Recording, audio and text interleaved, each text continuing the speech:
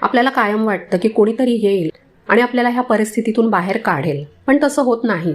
आपली ढाल आपल्यालाच बनावं लागतं.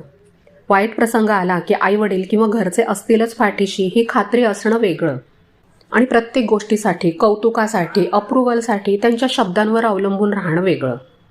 आपण आपल्या आयुष्याची जबाबदारी घ्यायला शिकलं पाहिजे. जेव्हा आपण स्वतःच्या पायावर मानसिक आणि भावनिकरित्या उभे राहतो ना, तेव्हा कुणाचीही हिंमत होत नाही आपल्याला खाली पाडण्याची.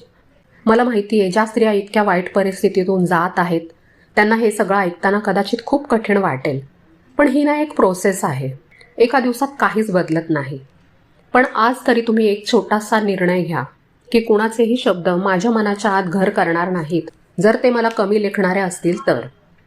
तुम्हाला काय वाटतं, तुमच्या आयुष्यात असे काही क्षण आलेत का जेव्हा कोणीतरी तुमचा अपमान केला किंवा घरामध्ये असं वातावरण होतं की एखादी व्यक्ती सततच तुम्हाला कमी लेखते, सतत अपमान करते, आणि अशा वेळी जेव्हा तुम्ही स्वतःचा स्टँड घेतला आणि परिस्थिती बदलली?